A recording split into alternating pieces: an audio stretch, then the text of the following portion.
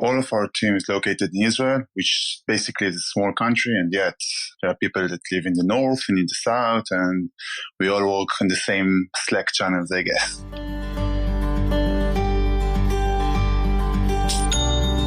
Welcome to the Milk Bottle Shopify e-commerce podcast, brought to you by Milk Bottle Labs, Ireland's top-rated Shopify experts.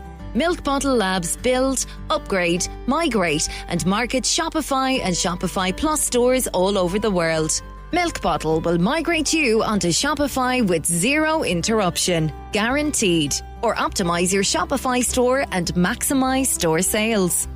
This podcast is kindly supported by our favorite Shopify app and the only app we install in every store. Rewind.io is the leading backup solution for your Shopify store. We'll talk more about Rewind later. Now over to your host, founder of Milk Bottle Labs, Keith Matthews. Hey folks, my guest today is Yair Miron. Yair is the CEO and founder of Rise.ai. Rise initially started as Gift Wizard, which was a enhanced gift voucher app on the Shopify ecosystem. And Rise now has developed to include in-store credit and effectively an automated branded currency solution. So conversation was great with Yair. He shared with us the rise of the app, the growth, and a little bit of information about his base in Israel. So here goes. Yair, how are you? Welcome to the podcast. Thank you, Keith. I'm great. Thank you for having me. All good. Last time we met was at the last pre-COVID Shopify event in Amsterdam, and we had a good catch up. You guys have grown extensively over the last couple of years, and we'll get into that. I'm really happy to share your success. At the moment, I'm assuming you're like the rest of the world. You're locked up with kids and you're working from home. Is that right? Sure. Actually, a few hours ago, I just got to bring my kid back home after his first day was not that good. He kind of missed his mommy. But yeah, challenging times, and we all need to go through this together. Exactly. And Yair, I'd also met some of your team when I was in Amsterdam, and I met them before at various Shopify events. Your team are safe and all working from home, I assume? Sure. We all work remotely. It's a challenge, and yet it's kind of interesting to see how we work in a long distance and still on the same projects. That's kind of interesting for us to try it out. And when you say the team work remotely, are they all in Israel, or are they across Europe, or are they across different time zones? Yeah, so all of our team is located in Israel, which basically is a small country, and yet there are people that live in the north and in the south, and we all work in the same Slack channels, I guess. Slack has saved a lot of companies in the last few months with its ability to operate remotely and share and talk and chat and share documents and store documents. It is certainly a wonderful tool. I keep saying on this podcast that we're big advocates of Basecamp, the project management tool, and we were actually semi-remote before this ever happened. We have an office, but we kind of have a hybrid model. So just like Slack saving yourselves, Basecamp really has made life so much easier. But yeah, as I said, it's great to have you on the line. In terms of Israel, in terms of the economy, in terms of the tech kind of culture there, what sort of a place is it? So actually, it's an amazing place for startups and for tech companies. You know, I'm a third generation Tel Avivian, and I can say that the city's lifestyle and intimacy, they're perfect for young companies and for young startups. The fact that Israel itself is kind of an evolving startup helps companies like us to build a strong and diverse team in a very small place. The local culture is also perfect for a risky business like startups because people are, you're almost encouraged to take risks. So that's also kind of cool. There's a good culture there. Yeah, for sure. Yeah, there are so many startups around us, and it's kind of community. Actually, in Shopify and the e-commerce industry specifically, there are a lot of Israeli companies, and it really help us to work together and try to figure out solutions for complex problems. So in terms of funding, then there's a healthy access to funding. Is there some government funding, or is it all private funding? So it started with kind of a strong government funding. There is a lot of support from the government, especially now during the COVID. There are a lot of different options to get help. but also a lot of VCs, a lot of international companies that got into Israel and helped startup companies to grow because they are all looking for the next big thing. Like everybody else, yeah, they're looking for the next big thing. I think the beauty about Shopify is the fact that it doesn't necessarily mean that the next big thing is going to come out of it, but certainly there's going to be a lot of smaller, successful app development houses and agencies like ourselves coming out of it. So there's room for everybody within the Shopify ecosystem. Would you agree?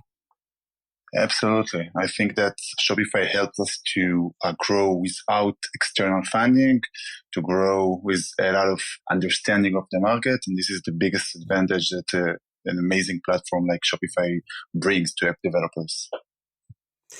Yeah. So moving on to the product, when I met you originally, the company was Gift Wizard. So give us the history of Gift Wizard and how you eventually grew into Rise.ai.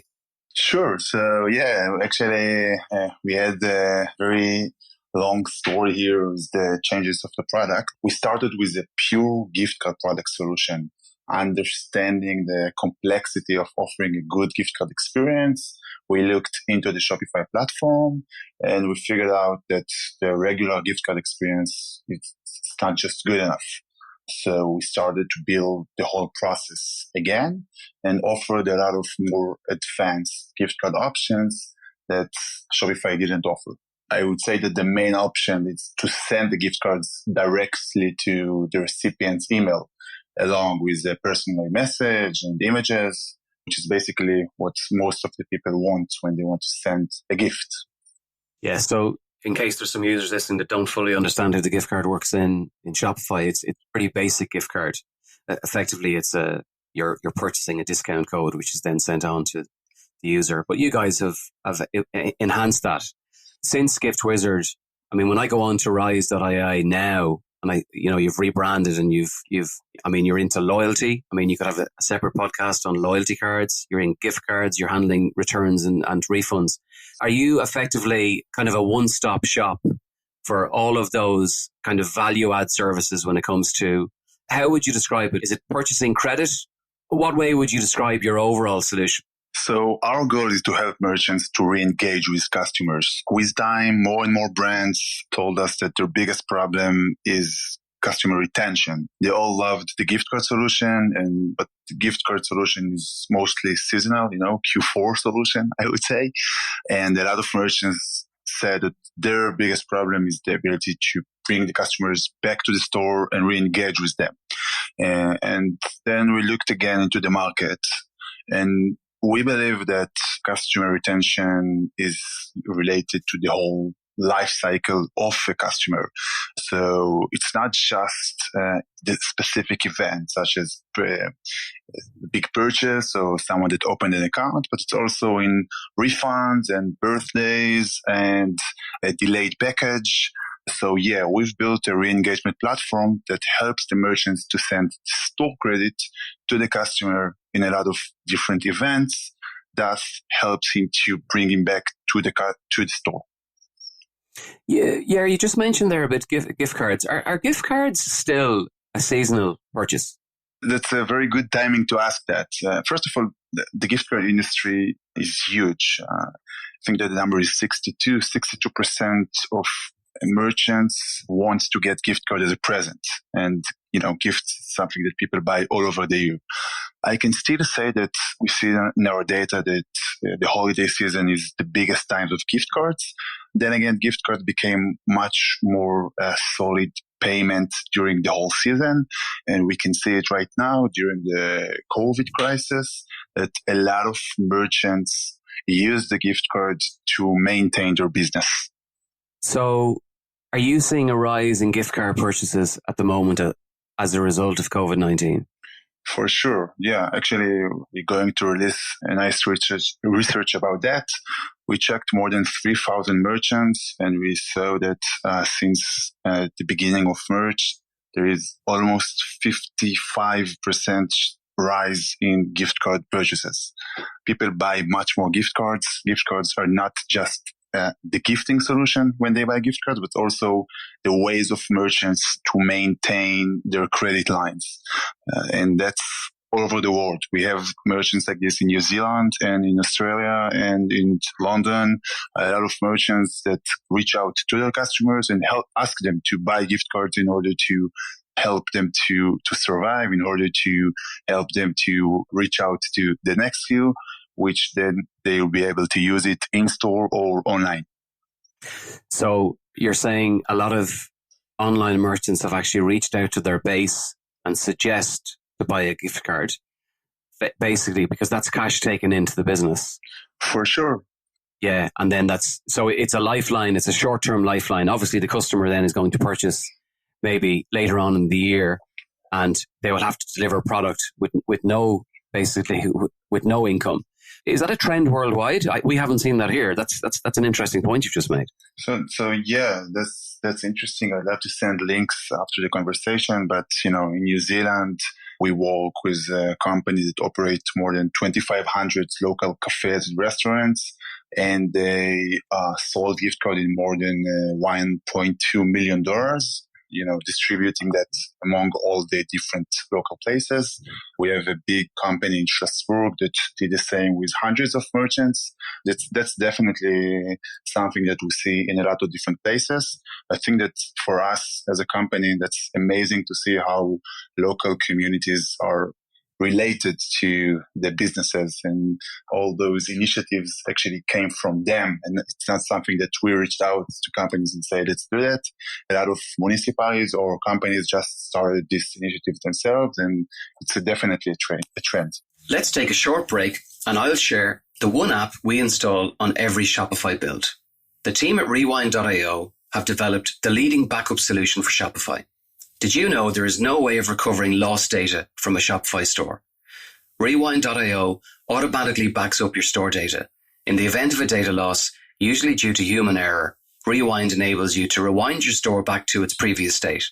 It's so simple and is used by some of the world's leading Shopify agencies, such as Kurt Elster of EtherCycle and Kelly Vaughan at the Tap Room. If your store is gaining traction, you may have multiple users making changes. Often store owners allow team or app developers enter a store to add code. Sometimes mistakes happen and data gets deleted. You can reduce your business risk today and prevent a costly catastrophe by installing the Rewind.io app on your Shopify store. Get your first month of Rewind for free by simply responding to any of the welcome messages or emails you receive after you begin your 7-day trial and mention this podcast. Now, back to the interview. Yeah, it just shows you that in the past, bricks and mortars advocates would have always said that, customers are loyal to their local coffee shop or loyal to their local store. But in actual fact, with what you've just said, it just proves that in actual fact, online customers are maybe just as loyal to the online store that they've been purchasing off than they would be to a bricks and mortar store. I mean, if there's that much of a rise in purchases of gift cards and store credit, well then obviously these stores have invested heavily in building a relationship with that consumer, and it's working. Absolutely. I think that the main issue here is that shoppers want to buy from a brand that they feel a connection to. And this is something that if you as a brand can give them, they'll stay loyal. And yeah, the data and the activity that you see in terms of customer behavior must be interesting. In terms of, if I'm a store owner and I launch and I want to attempt to turn that new customer into a repeat customer, I mean, how would I go about that? Sure. So I would say that the most important number here is that repeat purchases represent only 8% of all e-commerce sites. And specifically here, it's talking about Shopify sites, but it accounts for 40% of e-commerce revenue. I think this is one of the reasons that Shopify, in one of their latest reports, talked about the importance of brands to make the customers loyal and the cost of acquire a new customer versus retain an existing one. We definitely see this right now, that customers get back to the place they know, and their expenses get much higher in terms of LTV and AOV when they come to the store that they already know and it's not their first purchase. Yeah, we are driving that repeat purchaser metric by using email. So how does your product drive the repeat customer rate up? So I would say that the heart of our product is the workflow. merchants can build their own workflow and create different triggers and conditions in order to bring the customer back. We see a lot of differences between industries and locations and different ages of customers. We think that the right thing here is to enable the merchant to reach out to his customer with the perfect offer. So when you use the workflow, you can use triggers, you can use buy X, get Y to the next purchase, you can use automatic refunds, you can use a lot of different workflows in order to make sure that your customer could accumulate the store credit and then get back to the store. So the customer is effectively banking money in the store. So then when they build it up, once they become a loyal customer, well then their next purchase is going to be cheaper. And in the long run then that is cheaper to acquire a customer by rewarding them rather than maybe investing in AdWords or other forms of communication. Do you have it right there? Yeah, absolutely. Once it's your branded currency, it's literally your wallet. You know, we have integration with Apple Wallet, for example, and customers know that this is real money they can use in different life events. And for sure, once they accumulate more money, this is very similar to the bank concepts when they come back with their money and just purchase in the checkout without any friction. You know, we have this quick apply button when you can just click and use the store credit that you've got. And this is very similar to money that you have in your wallet. In terms of the impact of COVID-19 on the overall gift card store credit market, besides the fact that you've seen a rise in purchases, is there any major trends that you've seen? Now, I know it's a short space of time, but you guys are on the pulse and you're front and center. Yeah, sure. So first of all, this is something that I'm sure that you see as well, Keith, a massive shift from offline to online. A lot of merchants that understand that offline is not enough, or you just had to close your offline business and they're starting to sell online. Obviously, they have to shift their assets from offline to online, and it includes their store credit or gift cards if they have some of that outstanding offline. Another thing that we see that merchants try to sell in a lot of new channels. If you always had to sell in a very specific channel, now that a lot of channels are closed, they use new things and new places to sell their gift cards and to engage with their customers, understanding that a lot of customers are now back home or they have more time and more options to see that. So they engage with them in a lot of new ways. It's very clear that people are spending more time on their mobile phones. Mm-hmm. And if they're on their mobile phones, the chances are they're browsing maybe Instagram or Facebook. So you recently had a wonderful win. You guys have partnered with Facebook to sell gift cards on Facebook and Instagram. So well done on that. Can you explain exactly how that works? Thanks. Yeah, that's definitely exciting for our company. So yeah, Facebook reached out to us and we partnered so we will be able to help merchants, Shopify merchants actually, to sell gift cards on Facebook and Instagram. So on Facebook, if you currently have digital gift cards available through Rise.ai, your business will automatically be featured on Facebook to your local community based on the Facebook user's zip code. So let's say I'm now going on Oxford Street in London, customers around, coffee places around me or any other place would just get push notifications, say you can now buy a gift card in that place. And once you click it, you'll get to the product page. And on Instagram, merchants will be able to encourage people to purchase gift cards by adding a new button, a button that Instagram added just for that occasion, a gift card sticker. They will be able to use it in stories. And again, the button and the stickers will link directly to Rise.ai gift card link that's associated with the businesses to help the customer to complete the purchase.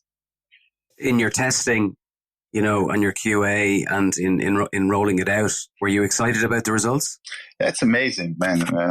I must say, a company like Facebook with 2 billion visitors, for now, they rolled out the Facebook option in the US. We have a couple of merchants in Colorado and New York that use it in the beta version. That's amazing. We don't understand this algorithm in detail, but we can say that they see a lot of new traffic from that option for sure. Well done. That's fantastic. I hope it works out for you. One of the areas that you guys provide a solution for as well is loyalty cards, which is obviously linked to store credit and is at some point linked in terms of the technical back end to Shopify gift cards. Can you just explain to me your loyalty card solution? Yes. So I would say that the biggest difference is that gift card is something that people purchase to each other, and many times it's a one thing gift. I want to purchase a gift card in a place, and then obviously it's very cool for the merchant because you hear about this merchant for the first time and you can buy a product in his place. The concept of loyalty card is much more long-term oriented when customers can have their own loyalty cards with the 16 digits and get the store credit constantly for different kind of events. And then once you have the whole life cycle of the customer, you could help him to climb up the ladder of your merchant's rewards program. He can start using the store credit more and more. So we believe that this active approach helps merchants to bring customers to the store. So are you creating a link between the online store and are you creating an omni-channel link between the online store and the bricks and mortar store through that? So that's something that we can offer for some of the POSs. Obviously, Shopify POS is one of them. But as I mentioned, we have integration with Apple Wallet and now with Facebook and Instagram. We do work with Shopify POS and some other big POS companies. And that helps the merchants to build a very thorough experience for the customer.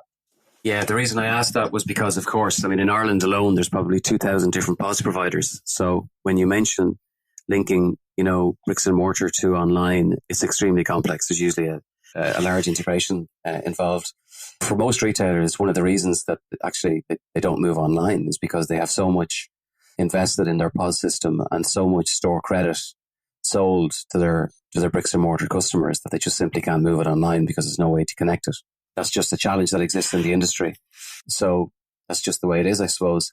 Of course, as you mentioned, if you're using Shopify POS, which has just been upgraded recently, you guys can do it pretty quickly. I'm assuming it's part of the service, is it? That's correct. For the rest of the POS, we have a manual solution when customers can adjust the gift card, but the most seamless integration would be with POSs that work with Shopify. That's no doubt. Perfect. So, Yair, it's been absolutely fantastic talking to you. I genuinely have really enjoyed your success over the last couple of years. Before we go, is there anything exciting in the pipeline? Sure. So all of our team very excited to release the new dashboard next week that would allow merchants to re-engage with customers actively using store credit campaigns. Meaning you won't have to wait any trigger to happen. You'll be able to reach out actively to the customers with the store credit. And this is part of us trying to make the merchants' store credit program even more complete. Fantastic. Well done. That's great. And the best of luck with that. So what we'll do is we'll include all of the links back into your product in the show notes. Yeah, it's been an absolute pleasure to talk to you. I hope to see you soon at some stage when all of this madness has ended. For me as well, Keith. That was a great pleasure for me. Thanks for listening to the Milk Bottle Shopify e-commerce podcast. All of our episodes are available on Spotify and iTunes. We really appreciate the support of our sponsor, Rewind.io, the leading backup solution for your Shopify store. Get your first month of Rewind for free. Just respond to any of the welcome messages or emails after you begin your 7-day free trial and mention our podcast. Until the next time, take care.